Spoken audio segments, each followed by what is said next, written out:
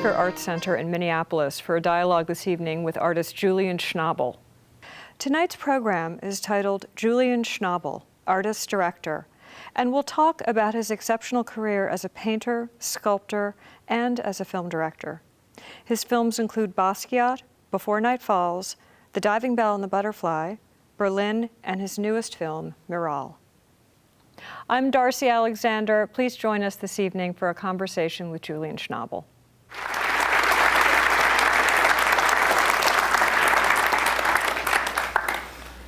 Welcome again. Hello. Hello. Hi. It's great to have you here. And Where are we? We're back in the theater. I know it's a little right. dark Later out we'll there. turn the light on. I'll be able to see you too. Good. Unlike last night, we're talking a little bit tonight about the relationship of your artwork and your filmmaking. Mm-hmm. And the two have informed each other throughout your career, really. And I think what we'd like to do is to just jump right in and start with a clip of a section of The Diving Bell and the Butterfly, and really use that as a springboard to talk about some of the works that we have in our galleries and sort of how you conceptualize this relationship between these two different facets of your practice, which really are one. So unless you have something else that you'd like to Did anybody say. get a chance to see the paintings that are here or not yet? I think everybody has seen the paintings. Have you seen the paintings out here? Are they? Yeah, they were installed probably about 2 weeks ago and will be up for about another 3 weeks. So you can there's see plenty them. of opportunity. It's Gallery always free. good to see the painting in the flesh. Absolutely. So shall we begin? Get that first clip going, or would you like to? Please. Yeah, let's turn the lights off. That'd be really nice.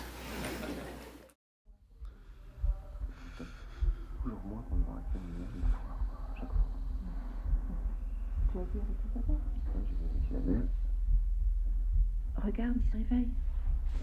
Que je trompe vite. Vous avez demandé une chambre 119. Monsieur Bobby, gardez les yeux ouverts. Gardez les yeux ouverts. It's really just a tremendous and memorable opening to a film, and I think everyone here has probably seen this film, which is a story of a 43-year-old man who has a stroke and suffers from locked-in syndrome. And the only way that he can communicate really is through the blinking of his eye. And you really start the film as a story about images and about seeing and about the inside of the body.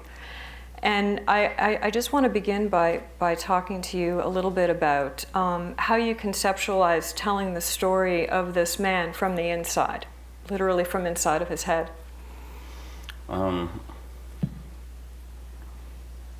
Well, when you think about making films or you think about making art, paintings or whatever, when I think about it, I try to do something that I haven't seen before. Try to do something or think of a way to do something or get at something that hasn't been done before. And the notion that the guy couldn't move seemed to me pretty interesting, that you could see. But it didn't mean that his imagination couldn't move, that what he was seeing wasn't moving, it was that he wasn't moving. But that being said, you can make decisions about how you want to frame something. If he can't pick his head up, you could cut people's heads off if you feel like it. So you're given the permission somehow to make a frame that if you didn't have those parameters, oh, well, how come you're framing this in this way? You're cutting the heads off. Or when my father died, I came into the room, must have come in a couple of seconds after he died, because the bile was coming out of his mouth and his nose, and his eyes were flickering, and I wondered if he could see me. And so in the film, when I shot the part where John Doe died, I tried to show what he was seeing also, because I wanted to know what my father was seeing, not what I was seeing. And there was I think it's for me, it's very interesting or very compelling to, for the audience to know what's inside of the character's mind, even though the other characters in the film don't know. And so when I was very interested in the book Perfume also, and I had written a script that never was used, but in my version of the script, Jean-Baptiste Grenouille climbs up to the top of this hill, and he can smell all the way to Egypt. And he can also smell all the way to Alaska. So I had written all of this, and then I couldn't make the film. I thought, well, if he can smell all the way there, this other guy can think his way to Alaska. And I felt very, well, I had a key. I mean, I needed to see, so I said to people who did archival research, can you get me some images of the ice shelf falling into the Alaskan Sea? And so they did, and I was playing it on a video machine, listening to Glenn Gould play Bach, and when it got to the end, the machine reversed the film, so I started watching the glaciers going backwards into out of the sea back into the air, and I thought, well, I understand how to tell this story. The guy was able to heal himself by telling his story. He was able to escape from his prison of his body because he was a writer, because he was able to do his work. So his imagination was his key to escape from that prison. And so that, for me, I mean, it was a movie about an artist. I mean, the guy became an artist through his sickness. And we can talk about the paintings in a moment, but why don't we watch, I think there's another clip from this movie, and then we can talk about the paintings that came out of this, because what happened was the movie that I made before this, I made during the rainy season in Mexico, and I shot 60 days in the rainy season without stopping once for weather. And we'd shoot 16, 18-hour days sometimes. So I had a very tough schedule, and I was kind of used to that. So in France, everybody likes to get off at a certain time, and and I was living in the hospital where Jean Do was sick. So it was quite easy to finish on time. So I finished 2 weeks before schedule. We had to do the locations because everybody thought we were moving to Paris. There was a rich man that gave a building to the doctor for his son around the turn of the century, and his granddaughter couldn't really take care of the house. So there was this house in colonial disrepair, and I went into this library, and there must have been 100 X-rays from 1911 just strewn all over the place. And so I took the X-rays, and they looked like paintings to me. So I printed the X-rays on polyester, and then actually I left them like that for a couple of years. It took me a couple of years to actually put some ink on them. And I painted on them with an ink that had shellac in it. It was water-based. And because I wanted the paint to be porous and seem like liquid and be immersed in the surface and the structure of the painting.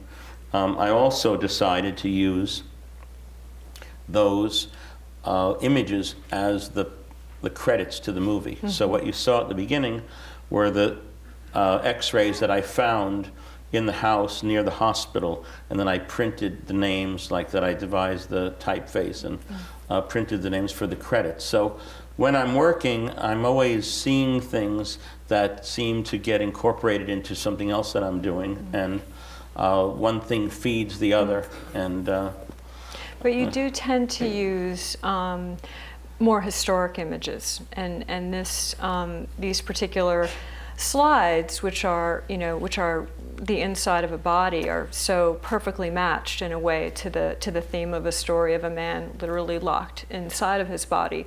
But what do I mean, how do you think about the incorporation of those found images, those still images, into your films? Because they do tend to recur. I mean, almost all of your films have an element of the found image that's incorporated, either the still image or found footage of some kind. Well, I think as things become part of our memory, everything that we digest is the same. So whether it be film that we've seen that somebody else made, or something a story that might have been told to me or been told to you, there's a million different ways that you can take imagery and give it the same equivalence to, say, some other kind of not only image. It could be a word. It could be. I have no hierarchical notion of a smudge of dirt, a plant, something, a whole phrase that somebody might say, the material that something's made out of. So somehow all of that coexists, and out of that non-hierarchical notion of looking at the world, I think I come up with my version of meaning, or my personal selection of language. And so that also makes me free to find different kinds of imagery. I mean, we'll look at these paintings now, but later at the end you'll see another painting that says Bez on it, and it's much more colorful. But I was in a yoga class, and there was a poster of Shiva on the wall.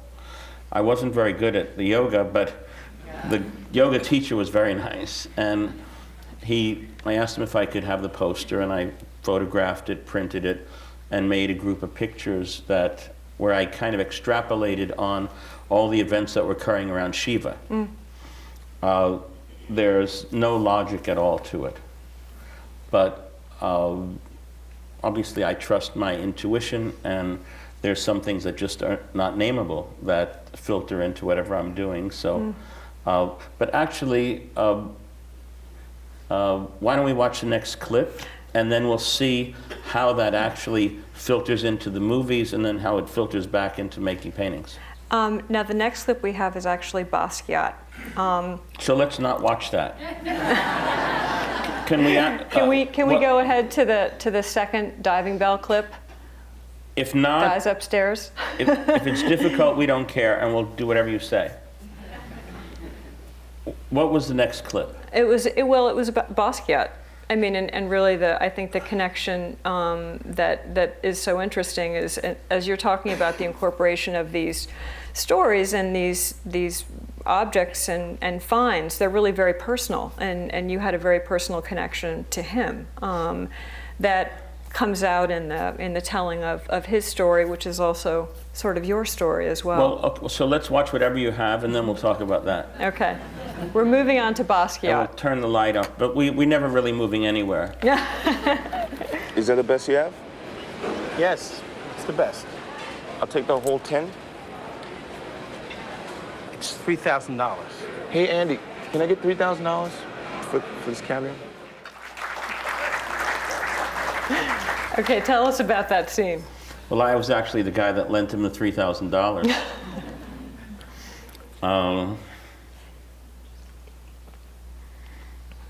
Why did we show that? Just to show that I'm a funny person. Well, yes. I mean, and also that you've got David Bowie in the role of Andy Warhol, and I think it's just it's really a moment of levity too in a film that certainly has its serious, grave moments. I mean, this is an artist who met a tragic end and was, in a way, the victim of the art world, which is, I think, something that comes out. And this moment is one where he's having this transaction. He's trying to buy caviar. He's finally made it, and he's still confronting the matter of his race. So it's also a way of addressing that issue, but in a way that's got some levity to it. And yeah. How did you happen to cast David Bowie in the role of Warhol? How did that come about? Well, I thought it was very hard to have an actor play Andy, because you think, oh well, that's the actor playing Andy. But I thought if I had David Bowie playing Andy, you could have sort of a doppelganger. Like, is it Andy playing David Bowie or David Bowie playing Andy? And the fact that it was David Bowie was the real guy was still there. And David was very, very, I thought he did a great job also. Sure, he had a funny accent. He didn't sound exactly like Andy or whatever, but he was David Bowie. And he had all of the actual... The foundation gave me all of Andy's clothes and his wig and his glasses, and I had all of the stuff that Andy took to the hospital. And they were extremely, well, he was a good friend of mine. And they were extremely nice to me. And what else could I say about that scene? What's the name of the actor who played the guy who was selling the caviar? He became very famous. He was on television. He got a exactly, Michael Badalucco. He's a great guy. And I also so I usually write the movies that I make also. So all of that stuff is stuff I just hear, and even in the Diving Bell and the Butterfly, which was written by Ron Harwood, they asked how I worked with him. My girlfriend actually said to me, just say that your work started when his work stopped. But anyway, but Jean-Dominique Bauby really wrote the script, even though he wasn't there. But there were things that needed to be in the movie that, because I think what happens sometimes is two people can read the same thing, but obviously they come away from it with a different experience. And I think Ron Harwood's concept of the Diving Bell and the Butterfly was that when John Doe would find out what happened the day that he had his attack, something would be answered. But it wasn't a thriller, and there was nothing to be revealed in that.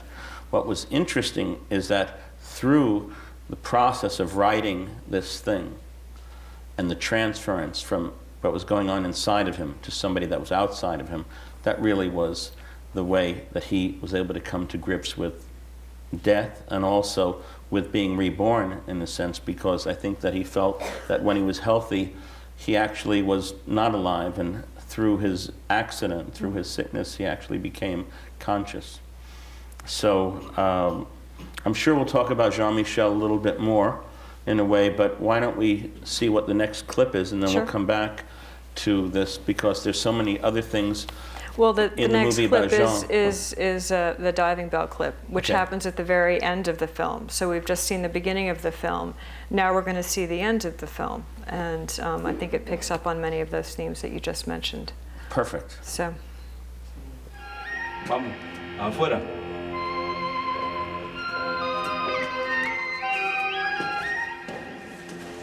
Truth is that there is no possibility of rehabilitating a fagot.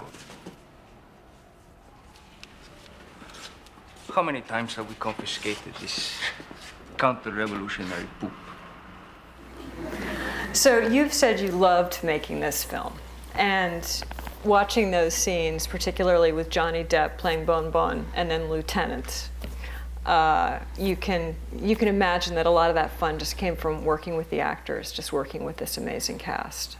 And just wonder if you could talk a little bit about the experience of working with Javier and Johnny Depp. And I know it was at times a very intense process for you, particularly looking at that cell scene. Right. But there are also moments of just tremendous pleasure and sensuality and fun. And I think... Yeah, well, when it says that the movie is directed by Julian Schnabel, that's not really true. It's really directed by, or it's really made by Javier Bardem and Julian Schnabel, or Johnny Depp and Julian Schnabel, or Matthew Elmrick, and it's something that you don't do by yourself, and they can do something that I can't do. But if I was just a painter, they might like my paintings, but they might have to listen to me. If I'm the director, they have to do what I say, or they trust me to do what I say, and then my job is not to let them slip through the cracks if they open themselves up to the vulnerability and their sense of humor or whatever the possibilities are that we could invent in those situations. When Javier went into that cell, he doesn't have claustrophobia, and he was sitting there like he was waiting for a bus. So I was looking at the monitor and wondering what to do, and I said to my assistant director, whatever you do, don't open the door. So he said to his brother, who was his assistant, anybody that touches the door gets fired. So I went inside the cell with Javier and did a few things, and then after 5 minutes, they opened the door. Javier said to me, "You're a great actor." I said, "I'm not a great actor, I have claustrophobia." So I guess it's method directing. I locked myself in the room with him and I went absolutely berserk. I was trying to breathe through the cracks, my eyes were rolling in my head. And so I think that when you make art, you have to, or the way that I do it, you put yourself into it and you use whatever that is, everything that you know and you don't know in order to do that. When we did the scene where he walks through, I thought it was one of the great moments when Javier's walking through, he's laughing his head off because he's stoned on hallucinogenics, and he was trying to kill himself. But I was thinking, how do you do a jail scene to where it's not like other scenes that you've seen? I thought, well, if this guy goes into prison and he's laughing his head off when this occurs, that would be good. And he's such an amazing actor that you can just. There were 150 guys in those cells, and they were yelling at him. They were yelling, "Puto," which means homo, and he was yelling back, "Pulpo," which means octopus. And they were screaming at each other, and the whole level of energy was quite mad in there. And Johnny is so smart that, I wrote "Patria o Muerte" as a tattoo on his neck, and my daughter Lola, we were there trying on wigs and finding. But we shot all of that in just a couple of days. And so being a painter, the weather was so dramatic. I mean, all of that, exactly. When he walks into the prison, if I would have written down that I wanted to have a wide shot like that where it was raining, budget would say, well, it's going to cost $50,000 to do that. We can't do that. But just using weather, using the circumstances, and I think that it's like a found object, the weather or people. People react to something, you see something in somebody's character that they're willing to do something, or you see what they're good at, and you have to ask questions.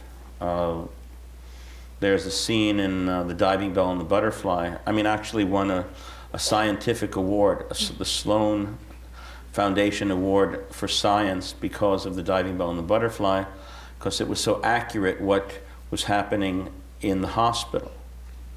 But I don't know anything about that. I just kept asking the nurse, well, how were his hands? He just has hands on the bed. What did you do to keep, there was foam on the bed, or was there a humidifier in here? And I just kept asking people questions. And so I hired his nurse to be his nurse and his physiotherapist to be his physiotherapist, and basically people know their job, and it's real. So how did it become real for the actor playing Jean Doe? Because in the Ronaldo character in Before Night Falls is so outward and expressive, but the Jean Doe character is so obviously so inward and has virtually no movement.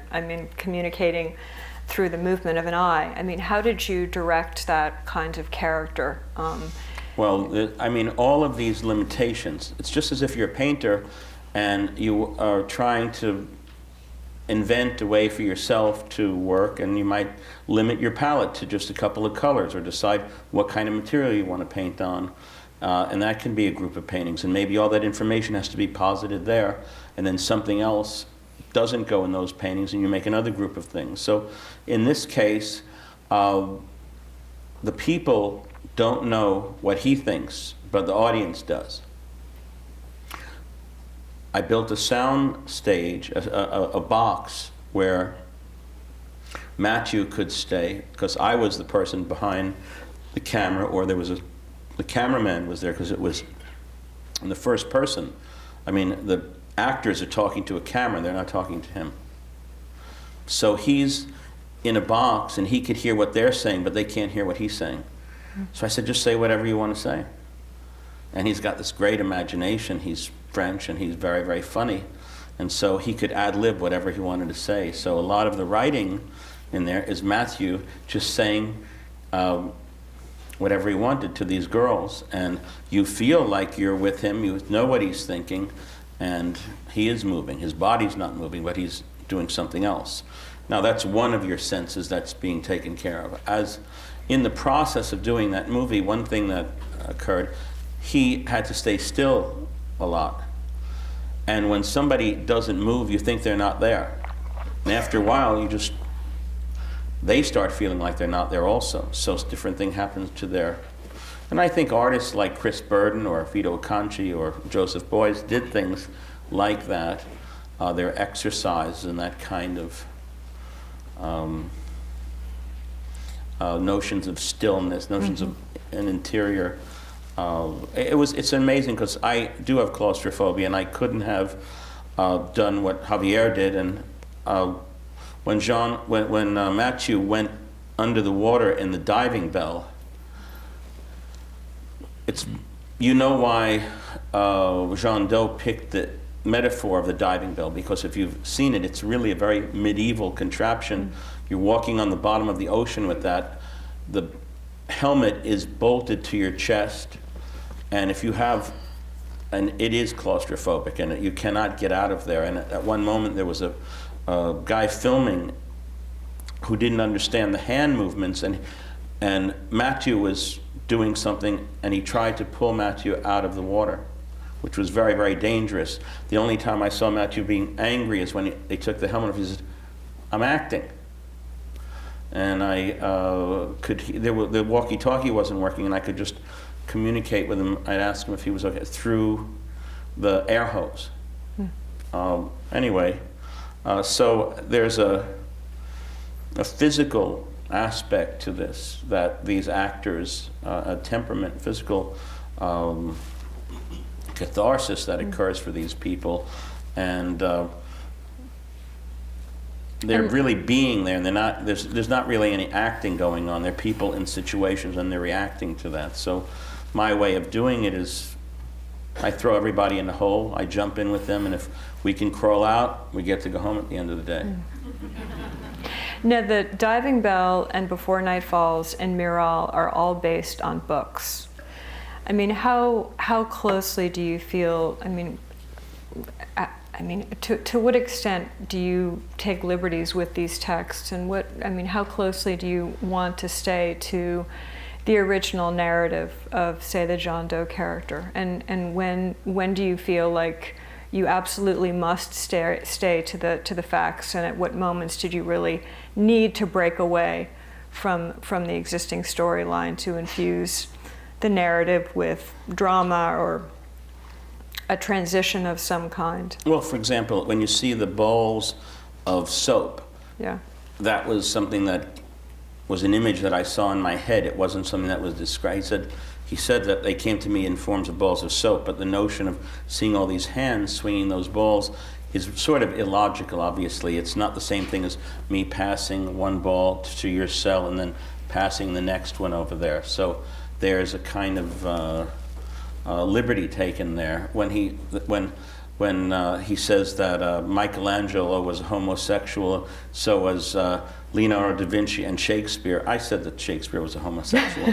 That wasn't in. I thought it was funny to call Shakespeare homosexual. That line about that the gay inmates would turn El Moro into a nightclub. He was so beautiful that he made everybody feel like they were in the movies. That was something that I thought, just things, you hear things from different movies, you hear things that just are floating around in your consciousness that you can pick up and select. And I remember when I was working on it, and this, one of the guys who I was writing with, who was doing more of the research about the political system. Well, what's going on in the prison? This is not like the movie at all. Why? I said, that's okay. That's just, and so people don't necessarily know what you're doing. When I shot Basquiat, I shot 90,000 running feet of the movie. That's very little. Mostly a short movie is 250,000 feet. When I just treat it as a found object, I didn't know what I wanted to do with it. It was the first movie I ever made, and I just felt, okay, this is what I've got. Now I'll try to turn this into something. Do you feel like your background as a visual artist enabled you to be sort of fast and loose with some of those decisions and maybe more spontaneous than some of your peers in the movie business? I don't think I'm in the movie business, okay, actually. Well. But absolutely. I have a different approach, I guess. What's the next thing? Let's see what the next. The next thing is the. So we go back to the diving bell this time. I feel like I should look up and say right. No. It's good. We didn't know, but you see, we don't care. Because I do. I care. Okay, I'm sorry, dear. It's all part of the same thing somehow. Okay. All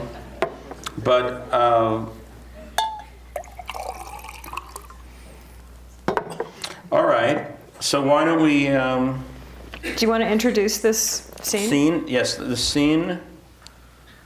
Well, the beauty in this scene is really, and I'd like to take credit for that. No.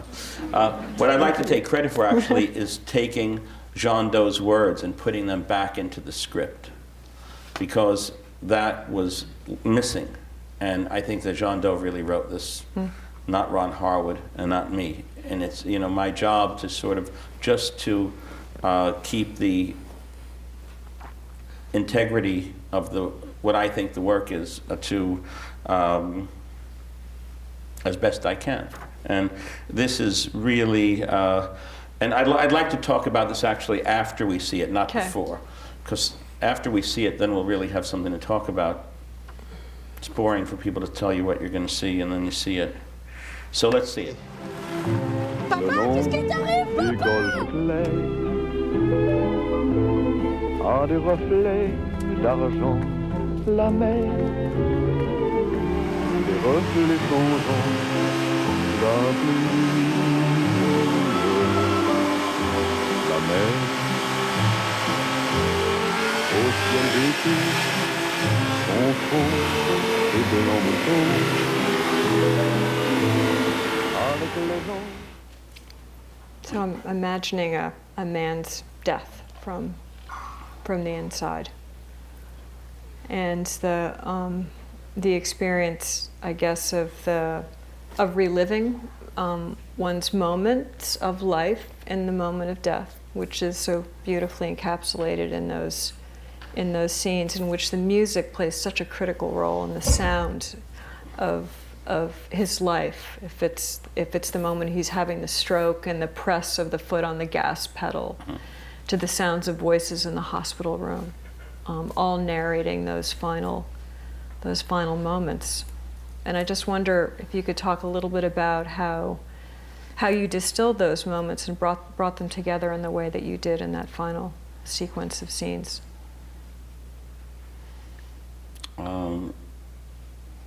Go out in the landscape, find the road, put the metal piece of that kind of weird piece of cast iron that was on the edge as if it was some sort of a road map. I don't know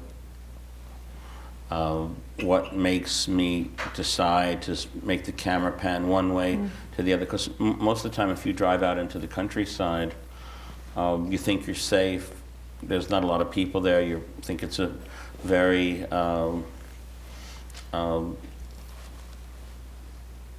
warm and encouraging place to be that's not full of danger. But if you have a stroke and you're in the middle of the countryside during actually a strike, in which he was, it's really a dangerous place to be. And there's things happen as you're making a movie also. For example, that boy was thinking too much. And I needed to think about something or change or do something to make that scene work. So my boys were actually with me in Paris, and my wife enrolled them in a soccer team, but they didn't have hair on their penises yet. And they were in a soccer team with guys that were older than them, and they were intimidated and they didn't want to shower. So they complained to her, and she said she was going to talk to me about it. And I said I'd talk to the coach, but she didn't want me to do that. But it didn't ever work out, and so they were kicked off the team. So I walked in the morning, and I said to Matthew, just ask the kid if he's got hair on his dick, and talk to him about the football thing, because he knew what was happening with the kids. No problem. Picked him up, they got in the car, asked him those questions, the kid just answered him, he didn't even know he was acting. And we do talk about silly things right before something terrible happens to us sometimes. And so it's an accumulation of things. I heard this song by the Dirt Bombs. I don't know where, but I thought, okay, I need that particular song for the car. And I always loved the credits to 400 Blows by Truffaut. And I wanted to use a scene from the movie that actually I ended up using a football game instead. But since I had the rights, I thought, God, I can use the music, and I can shoot Paris, and I can shoot the trees, and I can shoot. So you have all of these fragments of things that are signifiers, and that are things that, and you just take all of them, or I do, and just put them together. And I also had a dilemma. I mean, if somebody was going to tell me that I wrote a book, if I wrote a book, and and my wife said to me as I was dying, do you want to know what the critics said? I would say, fuck no. But in his case, he really was interested to know that he was able to write that book, so he would have said yes. But I had this big dilemma inside of myself. Do I want this guy to say, yeah, I want to know, or do I want him to say no? So in talking to Bernard Chapuis, who was his best friend, he said there was a moment when they were there and they were talking to, each person went in to talk to Jean Doe for a little bit. And when they went in, his eye stayed open. They were talking to him, but he was dead. So I thought, perfect for me. He's dead, he doesn't have to answer. And so I have the last moment, and I was imagining, like I said earlier, I was thinking about when my father died, and so I imagine that's what my father was seeing, these kind of flickering lights going off as you were. So, and then the song actually at the end is by Joe Strummer, who died before that record came out. His wife, Luce Miller, actually mixed that. He died of a brain hemorrhage. And so I dedicated the movie to my father and to Jean-Pierre Cassel, who died before he never saw the movie finished, and to Patrick Genet's son, who died in a car accident while we were making the movie. But can you talk just for a minute about the actual photography and the way that the camera, just in that short clip that we saw, the way that the camera's being treated, and it's frenetic at moments where it's swinging back and forth, and then another minute you're looking down on the heads of the two passengers in the car. right. And that other interesting scene, which we talked about earlier, that reminded me of a Rodchenko photograph, you know, getting out of Paris and the street goes sideways. You know, I mean, there are all of these really dramatic ways in which the visuals of the film are, again, feeding sort of the topsy-turvy emotions that you're experiencing as you're watching it, because it's a flashback, you know something bad is about to happen. So that relationship between the sort of almost herky-jerky motion of the camera and the way that you know, the film is climaxing in terms of the emotion and the sensibility. Well, first of all, I worked with Janusz Kaminski, who was a great DP, but he wasn't working the camera most of the time. And the cameraman, actually, I think I almost lost him a few times. I mean, I was thinking to myself, when do I get enough credit where these people will just follow me along in this journey? Because there were some moments where they just thought, you know, this weird American artist, he's just crazy as a bug, and he doesn't know what he's doing. One time the guy said to me, oh, there's 3 ways to shoot people riding in a car. Well, I said, well, if there's 3 ways to do it, let's just stop making the movie right now. I said, so what do you want me to do? I said, well, why don't you lie in the passenger seat on your head and shoot up at him? That would be a good way to start. Which he did. And not only that, but after a while, and it was not without, you know, because everybody learns this craft in a very professional way, and they are out of their comfort zone. They've been taught a certain way, and so I wanted this guy to hang.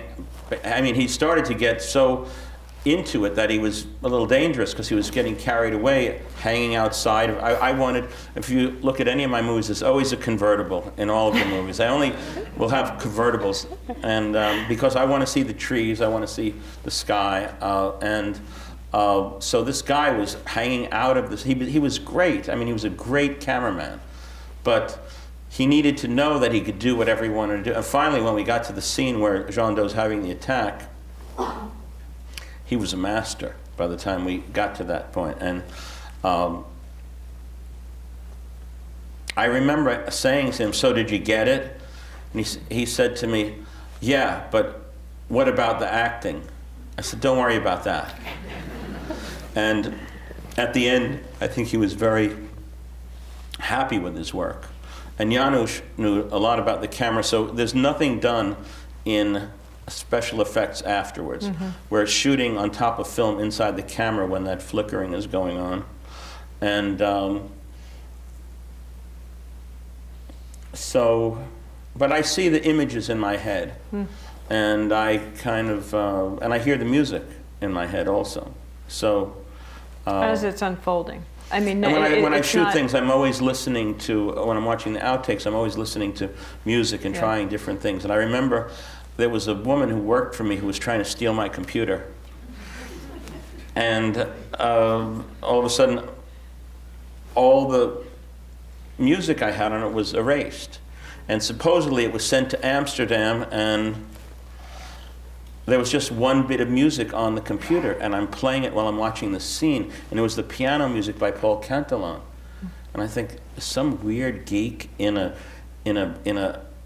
computer shop in Amsterdam, and he's putting a virus into my computer, and he wants me to hear this music. I said to John Kilk, I said, do you know what music this is?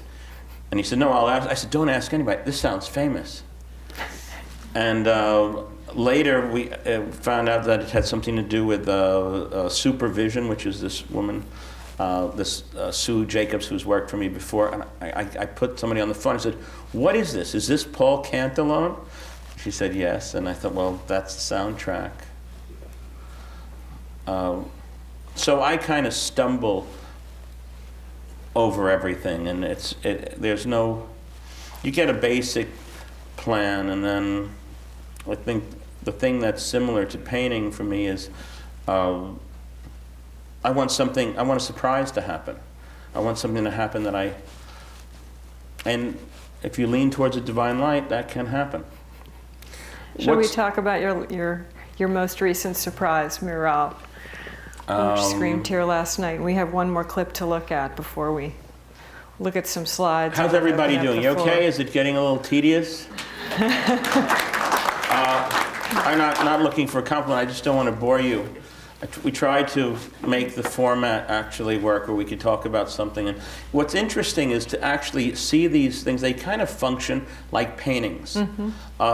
it doesn't matter if you know the beginning and the end of a movie of mine. You can look at it, and there are these different moments where things occur, and you could come back to them because it's the voyage of getting there that is filled with all that stuff. It's not just, okay, I know what that's about, and I don't want to chew your food for you, so I like everybody to have a first-person experience when they're watching the movies. Yeah, let's do the other one, and then we can talk about painting, or we can just keep going. How does that sound? Good.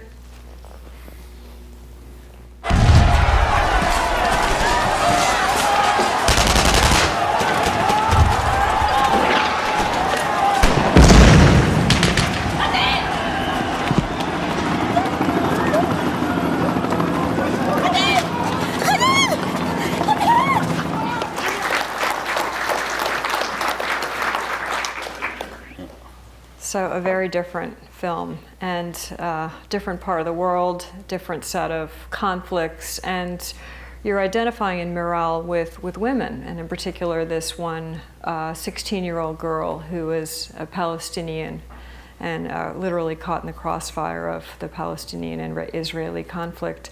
And I wonder if you could speak a little bit about the kind of change this film represents for you in terms of your filmmaking. Well, I think every movie that I made was different. And the same way that I don't want to make the same painting all the time, I make movies that I think that probably I'd be the only person that would make them. They don't really, I mean, Brian Grazer asked me to direct, what's it called? American Gangster. Or somebody asked me if I wanted to do, Catch Me If You Can, or 8 Mile. These are just things that they didn't need me to do. And so the movies that I made because I felt a responsibility. I knew Jean-Michel, and I thought I owed it to him to kind of, since I survived and he didn't, to kind of tell that story. I mean, I was in the basement with him. I don't think it was a very radical movie, I just knew my topic.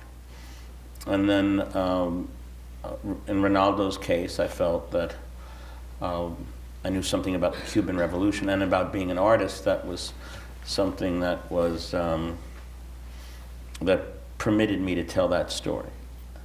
And in Jean Doe's case, my father was locked inside of his body, so he was dying, and I thought I could help him with his fear of death, and it helped me do it through that also. And in the case of Miral, my mother was the president of Hadassah in Brooklyn, 1948, first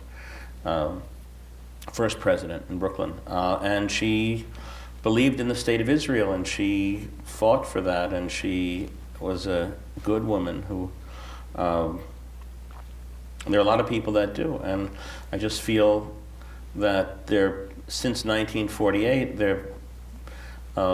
it just tells a story of 4 different women living in the struggle, in the conflict, from 48 to 1993. But everything kind of stopped in 1993, 1994, because the Oslo Agreement was never honored. And so now it's 2011, 63 years after the birth of the State of Israel, and we're no closer to having a solution. And there is a democracy in Israel, but not for Palestinian people. And how did the story of this one particular individual, this child in effect, help to shape your story around that subject? I met a woman who wrote this book, and they were going to make a movie for Italian television out of it, and she asked me if I would look at the script. I said I probably won't like it, but just send it to me. I was having a show of paintings at the Palazzo Venezia in Rome, and she sent me the script, and I read it, and I didn't like it, but it seemed to me that it was based on a really good book. And I read the book, and I said, well, that's more of a script than the script. And I felt it was my responsibility to do it, and I hadn't made a movie about, I guess I made a movie about women when I did The Diving Bell and the Butterfly. I thought it was about a crippled guy, but it was really about a man's The women around him. image of women and how much we depend on them and how we. Anyway, I thought I would tell this story through the point of view of this 16-year-old Palestinian girl, and so that's it. And your daughter was in the film, too. And your kids have been in a number of the films that you've made over the years. Your son was in Before Night Falls, and Stella becomes Miral's friend. Right. Stella, my daughter Stella is a good actress. She's in a movie that Oren Moverman just, it's not out yet, it's called Rampart with Woody Harrelson about Rodney King moment and the corruption in the LA police department. But she plays the good Jewish girl in Miral. I think we also now. I think we're going to show you just a couple of images of some paintings. Yeah, why don't we do that? And because I can talk about my first trip to Israel and Palestine, which was in 1987. Shall we go straight to those slides? Let's go back. Where were we? There was. What's the first one? You want to look at these paintings? That's a good one. Yeah. That painting is actually, it's 16 feet across, and there's a tarp that was left outside. It was covering a boat in Mystic, Connecticut. I bought 19 tarps from a guy in the port, and when I was in Israel in 1987, I had a show at the Jerusalem Museum. And I really didn't see much of Israel or Palestine when I was there. It was more about me going there and telling young artists about myself. And I didn't get to learn anything really about them, which was too bad. But there was something that I saw out of the corner of my eye, and that's what stayed with me. And when I came home, I made 2 gate paintings. This one is called Palestine, and there's another one called Jerusalem. And there's no paint on these paintings. It's just dirt that these canvases have been left out in the rain. And this was a gate from an elevator, and I just took some wood and built these legs for these gates. And I thought this one was a little sturdier than the other one. But I had seen a frame, just a picture frame, that was hanging on another stretcher or some kind of wooden structure in the back of the museum. But that was the most iconic and resonant image for me. And I came home and I had made 19 16-foot square paintings that I showed at the CAPC in Bordeaux in 1988. I think I have an installation of this show. Probably, there you go. It's an entrepollet. It was a place where they built boats. So I walked in there and I kind of looked at the space and I thought, all right, I'm going to make 19 paintings and they're going to go in each one of these archways. 3 of them were green. Most of them were purple and kind of a grayish color. There was one pink and brown one that says, it's a map of heaven and hell. It says Matilda at the top, Fine, which means end, and it says that you can't read it, but it says he sold all of his tickets to the Betty Ford Clinic. And I was very happy. I made those paintings out in Montauk, and I was very happy to, sometimes you don't want to paint the paintings the same way, have the same MO for each work. So there was a group of pictures in this cycle of 19 paintings that just had purple on them, and it's that one that says Harry, Daisy, and Bingo. Those are the names of some dogs that I knew that died. There's a painting called Swami G, which is on the other side of the Matilda painting, and that was painted on a painting that I found in a place called Saurkins on 6th Avenue, and they were closing. It was a German bar, and I made 2 paintings with paintings that somebody else had made, and I just put a purple dot, or I painted some purple on them. And I'm sorry I don't have more pictures of the rest of the room, but you get a pretty good idea. Anyway, the two gate paintings were in this show, and you'll see them in another incarnation, because I'm going to show you. Okay. You want to talk about the AGO show? Yeah, I had a show that closed in January. Went from September till January, and there are two paintings in that room. One is called Cortez, and essentially it's 11 by 16 feet. There's a big stain on it, so it sort of looks like a map of the world or something. I actually had a hole in my studio, and it was raining, and the rain made a beautiful stain, and I didn't want the stain to go away, so I took Damar varnish and linseed oil and painted the stain in.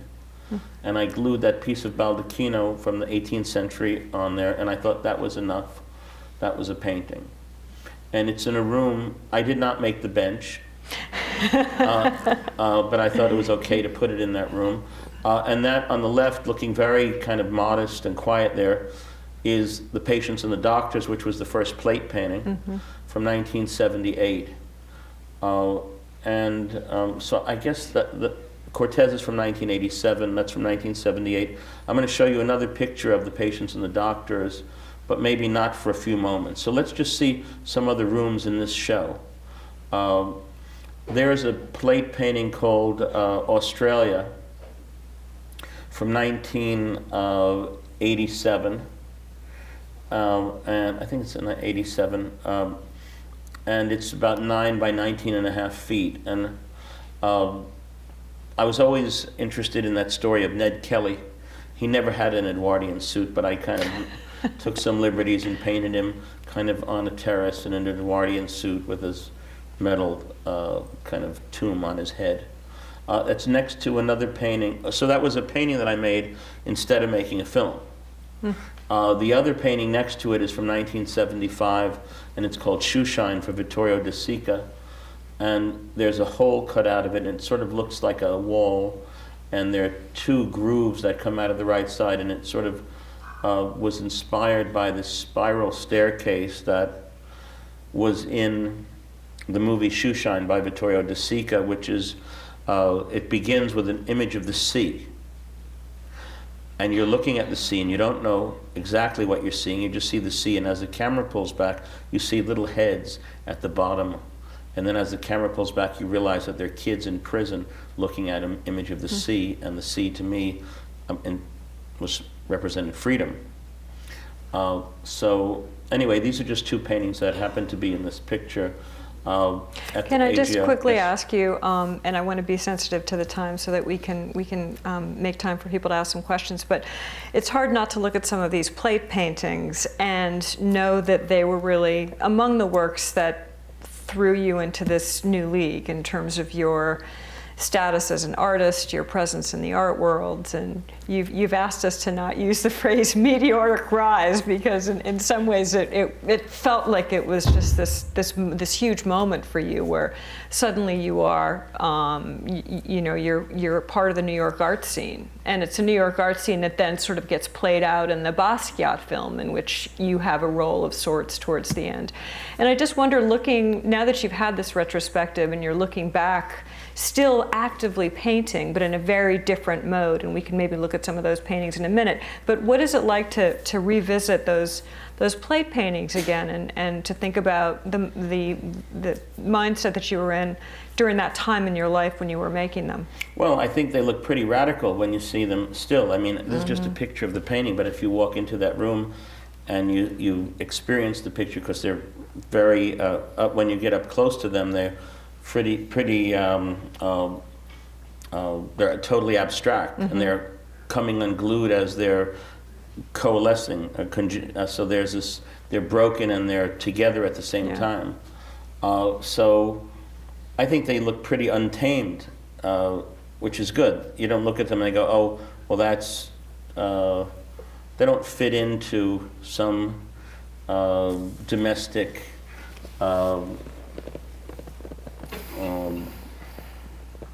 complacency. And let's see the next image. What is the next image? Well, you've got some from. Oh, there's a gate painting that's Another actually gate painting. hanging there, and a velvet painting called Platoon, with a, and there's the patients and the doctors, which that's the first plate painting, and so when I look at that painting, I'm encouraged. I think that I think it's a pity to actually not see it in real life, because it's just a picture of a painting we're looking at. Mm-hmm. I guess when you watch movies, the movies are in their own format, so you're seeing them in this theater and it works for them. Paintings you have to walk up and stand in front of. Mm-hmm. So if you go up and see the pictures that are here, there's a quality to the surface of them, the way they sit on the wall, the way they relate to every other object and the architecture. And so how do I feel about that? I feel pretty good about that. Let's look at one more recent slide, and then I'm let's going go to back. Let's go back to the other one, because that's a painting called The Sea from 1981. Top of the picture's a little cropped there, but there's a bunch of Mexican pots in that one, and that painting was 9 by 14 feet. So the scale of the plates changed, and if I used regular plates, they got smaller. So the outside and the inside of a painting have a lot to do with each other and the character of each stroke. But obviously, what I liked was that these objects broke, if I would paint over them, it would stilt the mark making, and it would change the way that, so there would be a surprise in that. There would be something that was unexpected that would happen. But how did you actually come upon this material? Because it's so singular to your painting. Desperation. I mean, I was trying to make a painting I hadn't seen before. And I went to the Park Well in Barcelona, and there were these ceramics in the seats going around the park. And they're very decorative. The Gaudi one. The Gaudi. But after I left there, I went to a crummy restaurant that had a terrible mosaic on the wall that was sort of white. And I thought, you know, if I could get a hold of some plates.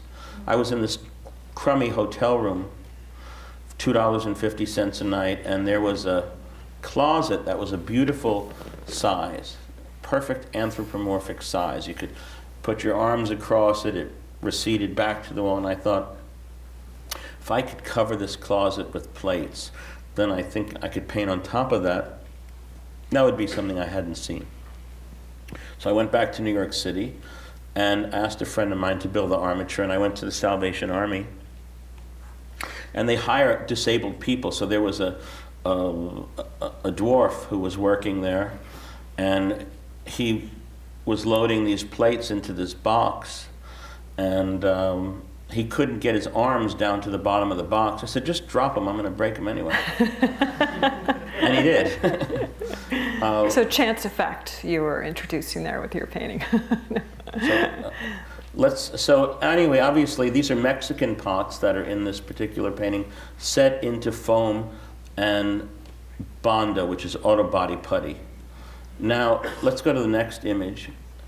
So sometimes what happens is, instead of using plates or pots or whatever, I mean, there was a postcard that was lying around somewhere of Africa and at somebody's house, and I asked if I could have that, and printed it on polyester, and then I put a white mark on it and wrote, "In this town, you're a one-eyed Jack.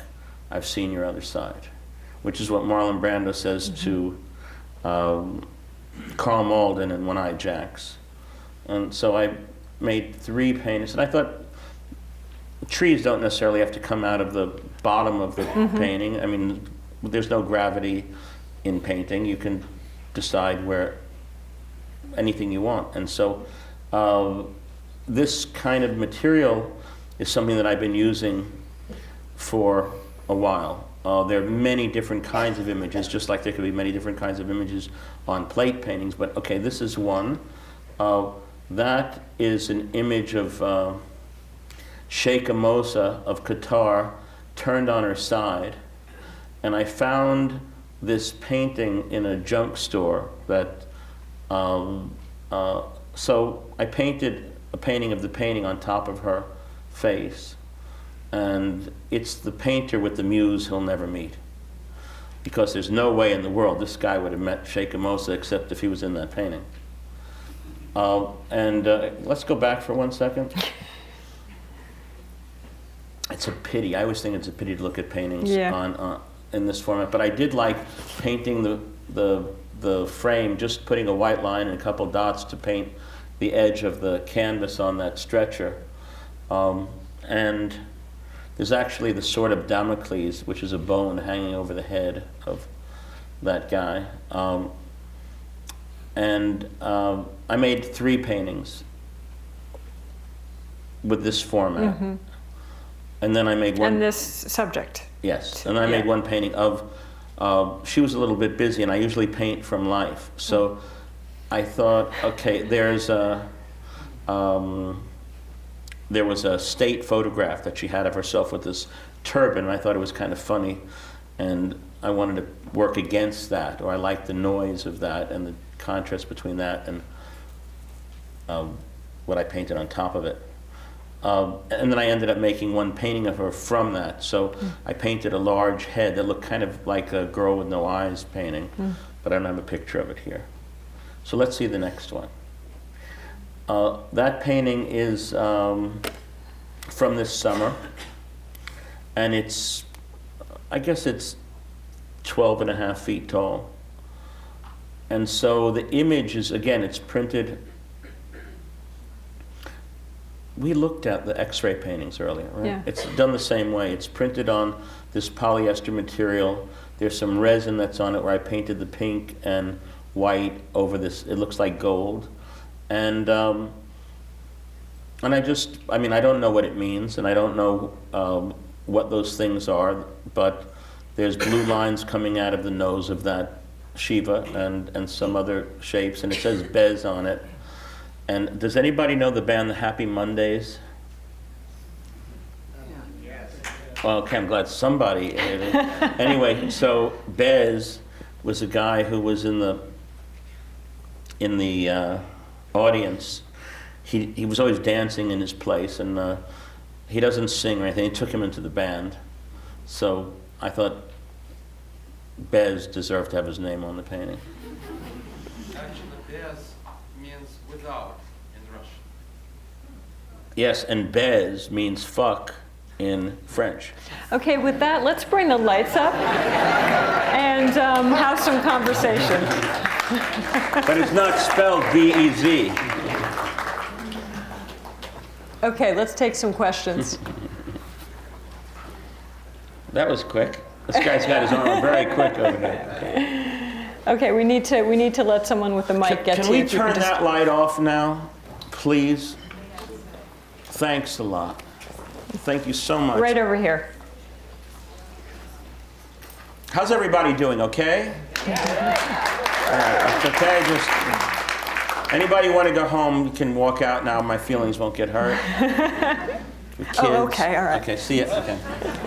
First off, I'd like to thank you for coming here tonight. This has really been a fantastic opportunity to hear you talk about your work and the process through which you create. My question is, why do you feel compelled to make films that you yourself can only make, instead of doing something like Catch Me If You Can or American Gangster, where you could probably make a lot of money? Make a lot of money. I'm not interested in, I don't make art to make money. I mean, that's not my goal.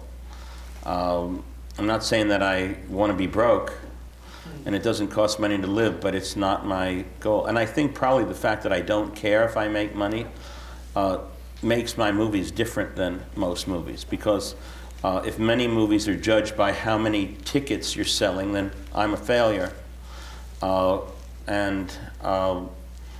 But if you ask me if I'd rather be the author of Before Night Falls or Gladiator, and Gladiator won Best Picture that year, and Russell Crowe won Best Actor that year, I would rather have made Before Night Falls. And Javier Bardem, I said to Javier when we were at the Oscars, I said, it's a rigged game, but you did the work.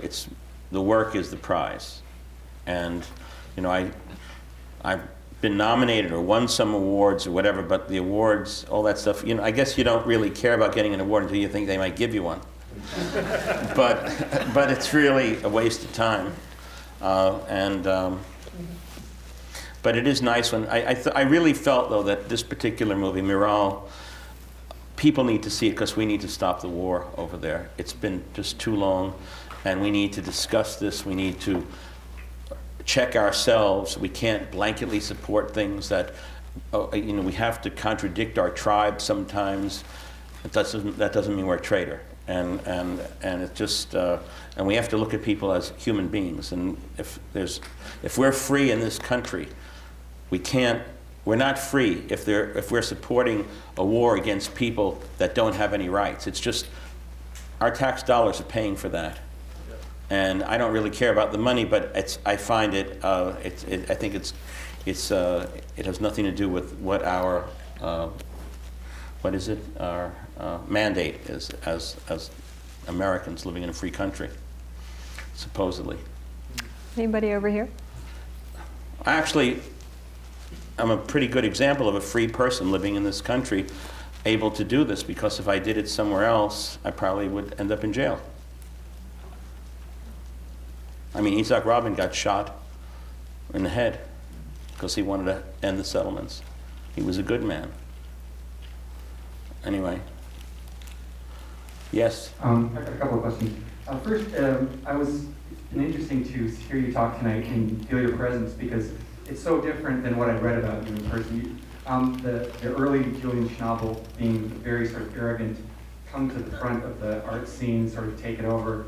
And I don't get anything of that from you tonight. And I'm wondering, did you change and sort of grow over time? Was that completely erroneous?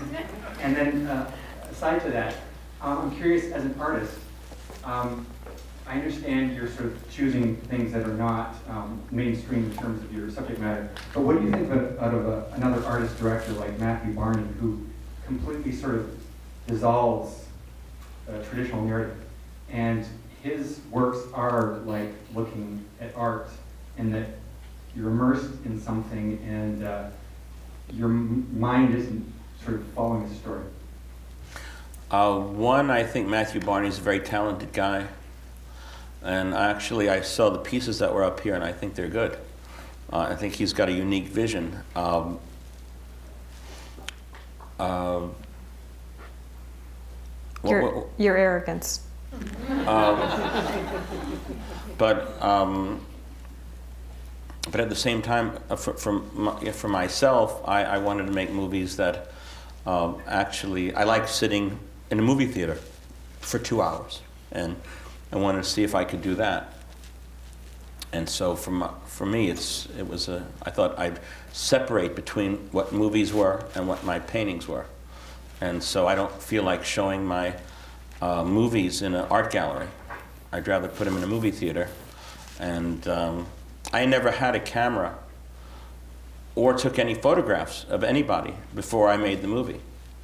I didn't have a video camera either. So it was something that I thought other people needed a camera. I just memorized what I was looking at. And so then what happened is a guy started to interview me about Jean-Michel, and I felt like I needed to take over because he was a tourist, and it was not going to be fair to Jean-Michel. So I got conscripted into the job. I mean, I was always a big movie fan. I never thought I was going to be a movie director. And so, but it is electronic friendly, and people kind of, they can, as a movie director, I think people can see the way characters behave in your movie, so they can tell what you're like more. I think if you show them a painting of some wood and a stain, and they look at it, they might think, maybe you don't give a shit what they think, and they might get pissed off at you.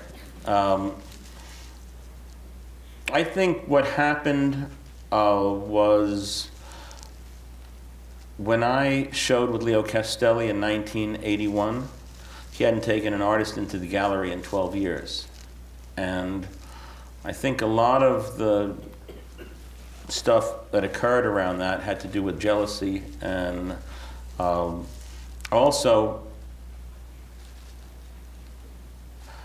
I didn't nurture a lot of relation. I'm not that polite, and if I eat with you, it means I like you. I don't eat with somebody because I think it's going to benefit my career. I don't see art as a career. I came here actually because I liked her. I didn't think I'm going to come to the Walker, it's going to do something for my career, or why did I do this? I mean, I have kind of a busy schedule right now, or whatever, but she came to the studio and was curious, and she was really smart, and I thought, you know what, if somebody's interested and they want to talk about art, or they care about what they're doing, I'm supposed to support that. And that's why I'm sitting here right now. And I'm not saying it for any other reason other than it's true, so you're lucky to have her here. And I've had a great time being here. I've basically stayed in my room half the time and walked around here the other half, but I like the way the air, there's something in the air here that's, I guess the air in New York, you don't notice that it's impure until you come here. I kept smelling something and it feels like there's a lake or there's water or there's something. It smells like, kind of like Switzerland around here. But anyway, I don't know. Many people have said that, and it sounds a little bit self-serving to say I'm not really like that. I'm probably a total asshole and very disagreeable, and it's all that stuff they said about me is deserved. Okay, anyone over on this side? Yeah, I thought Berlin was beautiful. You did a great job. And I was just wondering, was there any discussion with Louis prior to that? I mean, the album itself was pretty much a script, but going about it any other ways that how it was just filming the performance. And also you mentioned listening to music while you're filming. Do you ever want to do any of your own music that you create and put that in your films as well? Do some double duty in that way? Well, I work on the music I've worked on the music in all the films that I've made, and I made a record once called Every Silver Lining Has a Cloud, and it was a big failure. Actually, David Bowie really liked it, and he played it for somebody, and he didn't say that I made it. And he said, well, this kid is great. And he said, well, Julian Schnabel made it. He said, oh, man, that's just, that's shit. And I don't think people like it if you do too many things. And the record wasn't great. I thought that it was better when it was on 4-track, and it got overmixed. But Bill Laswell worked on it. It just became too overproduced. But I do like... I love Tom Waits. He's a good friend of mine. And what happened with Lou is I knew that record Berlin better than anybody on the planet. And Lou knew that. I knew stuff about it that Lou didn't remember. And I always thought about making a movie about Berlin. And I just was, my friend Bob Williamson once said to me, do you ever find that life is taking up all your time? So I was a little busy, and I was actually going to Paris to shoot The Diving Bell and the Butterfly. And Lou said, I got to do this. And this woman, what's her name? Susan, I can't remember her last name right now, but she ran the St. Anne's warehouse. And he wanted to do this, and I just had to say yes because I owed it to him. Because that record was so important to me that I owed it to him. So I had all of these paintings that were, actually I printed this Chinese image. I was at somebody's house, there was a party, because I was having a show in Houston, and I went to the bathroom in this lady's house, and she had these images of Chinese prints on the wall. I didn't have a camera. I got a guy with an iPhone or some phone to take pictures of them, and I blew them up. And when it says, I lived in this hotel that had greenish walls, the bathroom in the hall. I thought, okay, these are the greenish walls to the hotel. So I brought him over to the studio. I hung a couch in the middle of the studio, and I had poured resin on these things. And I figured, okay, before I make paintings out of them, I'll use this for the set. Lou called it the Berlin Wall. So I used that for the set. And then my daughter Lola is super talented, and she made a film when she was 17 years old that had some extraordinary images. She's sort of like a young Tarkovsky or something, but she doesn't work enough. Anyway, And I was in Paris, and after shooting The Diving Bell, I asked Emmanuelle Seigné if she would come to New York, and Lola directed her as Caroline. I knew the scenes that I wanted to have in the movie. So I thought that the movie was kind of like Lou performing open heart surgery on himself. And so it looked as if he was using his own footage of his wife and the problems they had, and they were his home movies. And the incredible thing about that is Lou hadn't played this music for 35 years. Because when he did it, the record company said that it was proof that he was out of his mind. And it was the most depressing record ever made. And he was just so, it was an open wound. And to film him playing it the first time in 35 years with a guitar player who hadn't played with him all this time, I thought that would be an interesting moment to capture. So he played 4 days, and I put filled the audience, and because I wanted to be able to film from the audience, or have somebody on the stage so I could stick the camera inside of his nose. And I think it turned out pretty good. And I loved the record, and then he went off and played all over the world. He went off and played it, and I think it was a...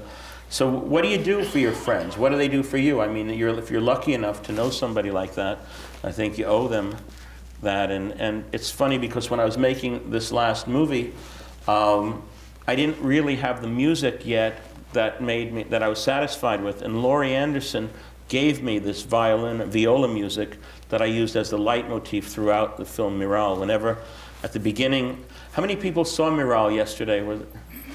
Okay, so whenever this, that sonorous music, like when Hin found the children, right before Nadia goes to prison, when the building is being knocked down, when the girls are driving through the landscape, you hear that music, which seems to embody the whole dissonant, discordant, kind of high-pitched feeling that you have, this nervous feeling that you have there. And it was really Laurie's music that added to that. And they're great friends. And there's, if you have a community of people that help you, you have to help them also. Should we take one more? Let's take 3 more. All right, 3 more. We have run...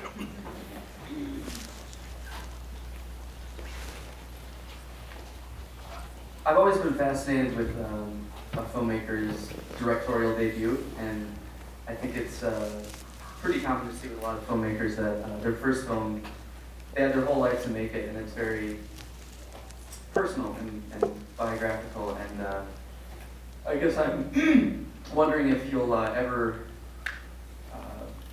retreat back to something that is as personal as Basquiat, where it's filmed in your hometown, it's based on somebody that you know personally. I understand that you live in San Sebastian, New York, part of the year. Would you ever consider either of those 2 places a backdrop for one of your future films? That wouldn't be the criteria that I would use to make a movie. It's funny because when I went to Mexico to shoot Before Night Falls, somebody said to me, how does it feel to be away from home? Well, I grew up on the Mexican border. I moved from Brooklyn when I was 15, so working with Mexicans in Veracruz and in Merida was something that was I felt at home there. And actually, when I lived in Paris when I was younger, I wanted to have a show there. I wanted to be famous in Paris. I did have a show in the Centre Pompidou in 1987, but I was always thinking which gallery I wanted to show in and when I came back to direct this movie, I was like a ghost. I didn't want anything from anybody. I didn't care. I walked into a restaurant that I used to eat in, and I looked at the guy, and he saw me in the Cherche Midi restaurant, which was across from a house I used to live in, and I was like Rip Van Winkle. The guy looked at me, and he kind of gave me a table. And he knew that we knew each other well, but we hadn't seen each other in a long time. I mean, in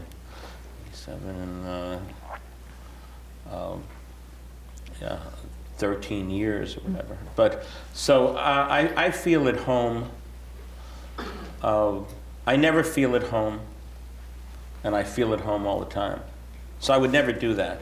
I don't think that Basquiat was more personal to me than The Diving Bell and the Butterfly, because I think every one of these movies, there's a scene in Miral where the little girl is taken to the school.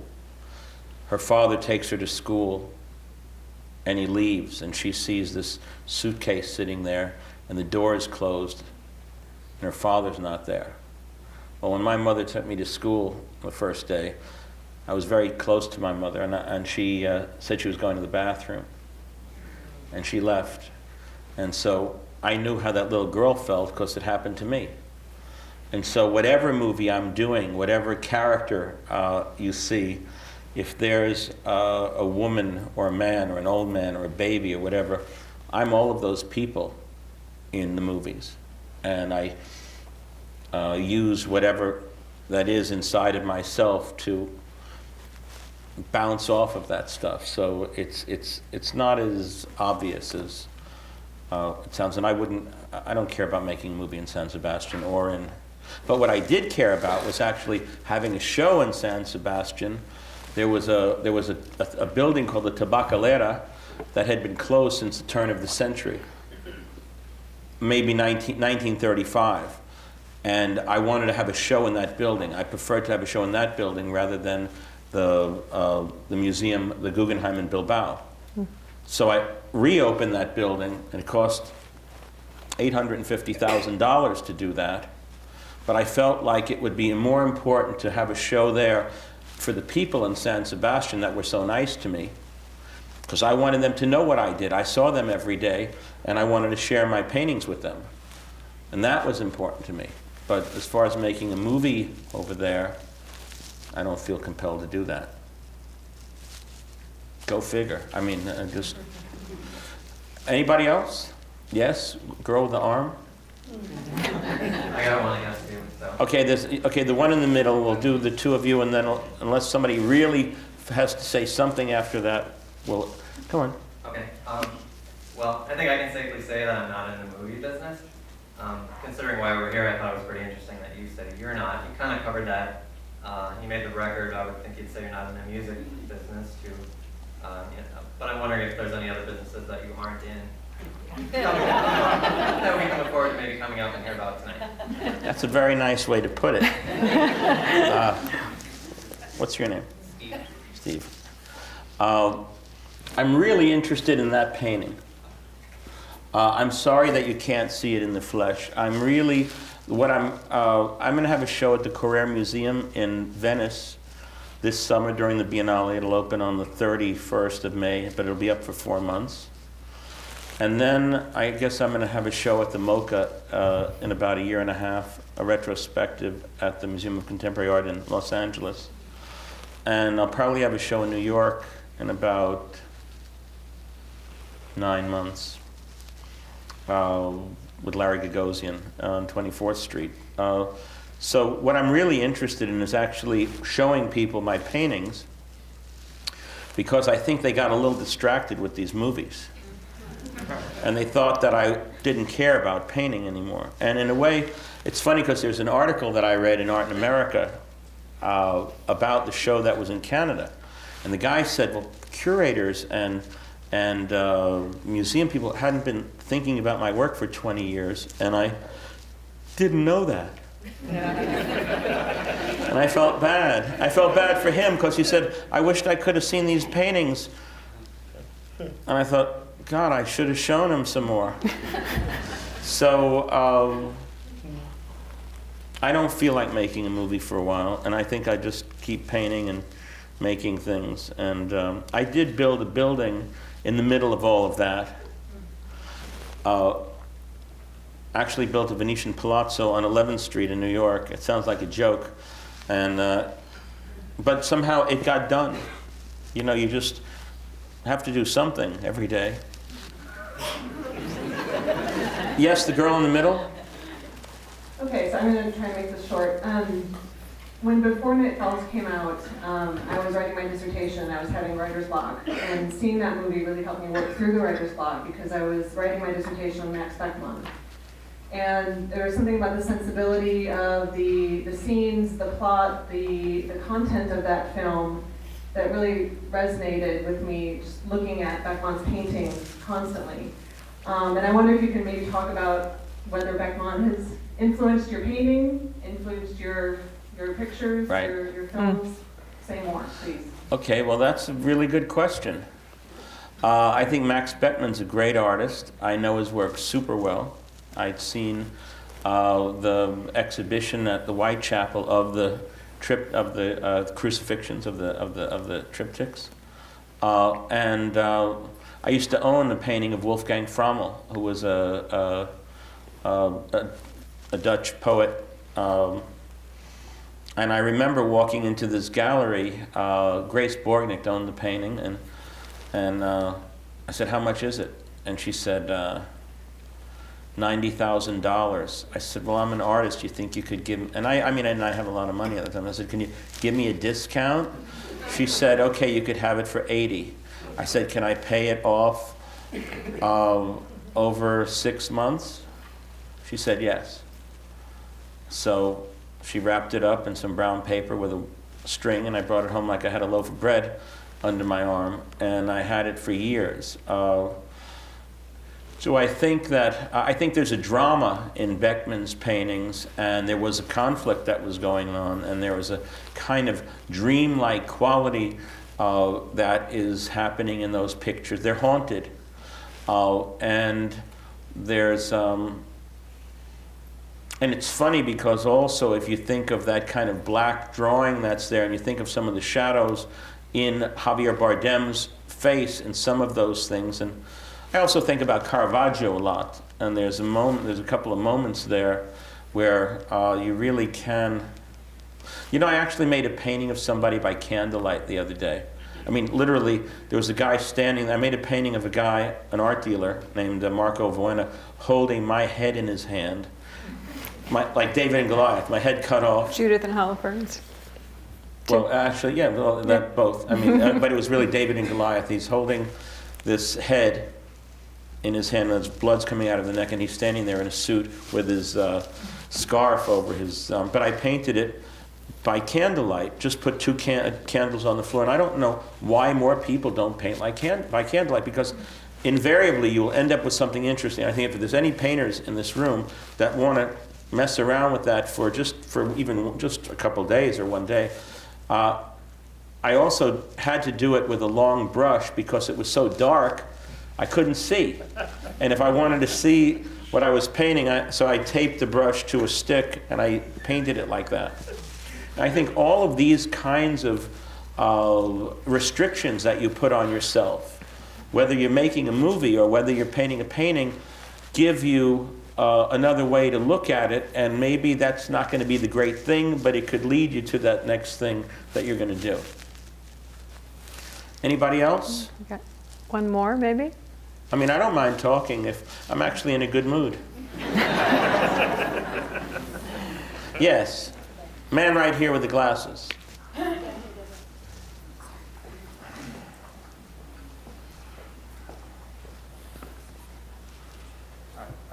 Once again, I'd like to thank you for being here. I've always been fascinated by the 80s art scene in New York, and I wanted to know if you could just kind of talk a little bit about that. Of the which scene? The art scene in New York in the 80s. It just seemed like it was, easier to be an artist back then. You guys just was freer, and the city itself was just kind of more open to you guys just doing whatever you guys did. Oh, I don't think that's true, actually. It was a lot of fun, but I think there's some really good artists in New York right now that are having, there's this group of artists called the Bruce High Quality Foundation. And they actually have a school also. I think it's in a bar somewhere that they're trying to get together. But they're very, very, very bright, and there's a real discussion about all sorts of things that they are having all the time. And I actually feel like there's a time right now, maybe I needed to wait 30 years. Actually, maybe I needed to wait 30 years for people to loosen up or do something to where I could kind of see things that I saw happening or felt like there was a dialogue that could take place that is actually happening now. I think Urs Fischer is a really good artist. And there's, I think Dan Colin, I don't know if you know who that is. There's a young painter named Dan Colin who paints bird shit paintings. And they're really good. They look kind of like Milton Resnick paintings. They're very thick, but it looks like bird shit that's caked on these things and they drip down. And it's very, there's a thing about the thing that you're painting being the subject is the object. And for example, when I made the recognitions paintings, there are paintings that were painted on army tarps, and I wrote words on them that came out of the book The Recognitions by William Gaddis. And I thought the words that were written were the image, and were the subject, and were the object. And so I think there's a kind of, we got to a point, it's sort of a post-photographic moment now, finally, which I think is great, because I'm very tired of a lot of art that comes out of photography. At the same time, I love photography, but it depends on what photography. And it's always been hard to find painters that knew how to paint. And I can't think of too many. I think if we look over the past 50 years, we probably could name maybe 10 that we would all agree on. Andy Warhol would be one. I don't know, is there anybody in this room that doesn't think Andy Warhol was a great artist? Don't be shy, I want to attack you. Is there anybody that doesn't think Andy Warhol was a great artist? That's amazing, because he really was a great artist, and everybody knows that. Now, he's been dead since 1986. 86? 87? 87, yeah. Been dead since 1987. And he didn't have a show at the Museum of Modern Art till after he was dead. And I remember painting this painting I painted of him, and he was standing in front of me, and I said, you know, you ought to paint more, man, because he was making movies and he was doing it. I said, you should paint because you're really good at it. And he thought that people didn't take him seriously. And that was amazing. But what a great artist. And as his work gets revealed and different shows happen, and you could look at the camouflage paintings, or you look at the Rorschach. I remember when the Rorschach test paintings came out, and I looked at them and people didn't, I thought, this is really, really good. And it's interesting to see, and obviously there's always this kind of necrophiliac Mon Amour kind of thing, where there's a big feeding frenzy for Jean-Michel's work, really because he's dead. It's not, and there's a, you know, and the market has gone crazy, and there's some prices for certain things that don't warrant those kind of things. But out of all of the fallout and all of the bullshit and all of the greed or whatever, art is one of those things like grass.